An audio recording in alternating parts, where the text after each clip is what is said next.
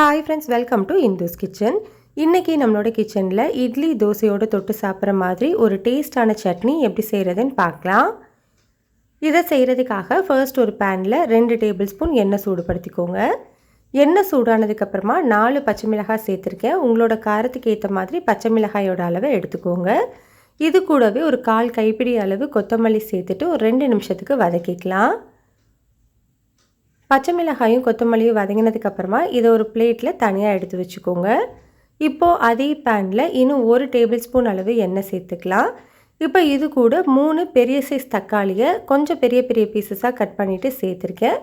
இது கூடவே இதுக்கு தேவையான அளவு உப்பு, ஒரு 1/2 டீஸ்பூன் அளவு கல்லுப்பு சேர்த்துட்டு இந்த தக்காளி நல்லா மசிகிற வரைக்கும் வதக்கி விட்டுக்கலாம்.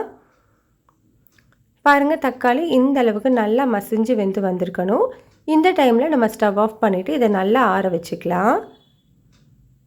இப்போ இது நல்லா ஆறிடுச்சு. ஒரு மிக்ஸி ஜாரில் மாற்றி எடுத்து வச்சுருக்கேன். இது கூடவே நம்ம ஏற்கனவே வதக்கி வச்சுருந்த பச்சை மிளகாய் கொத்தமல்லியும் சேர்த்துட்டு தண்ணி எதுவும் சேர்க்காமல் நல்லா ஸ்மூத்தான சட்னியாக அரைச்சி எடுத்துக்கோங்க.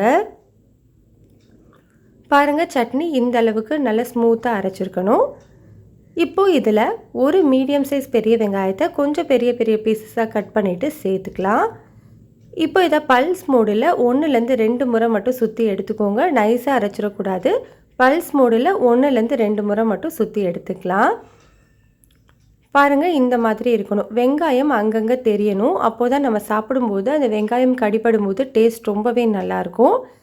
இந்த சட்னியை நம்ம தாளிக்கணுன்ற அவசியம் கிடையாது. உங்களுக்கு தாளிக்கணும்னு நினச்சிங்கன்னா ஒரு டேபிள் ஸ்பூன் எண்ணெய் சூடுபடுத்திட்டு 1/2 டீஸ்பூன் கடுகு கூடவே கொஞ்சம் கருவேப்பிலை சேர்த்து தாளிச்சிக்கலாம்.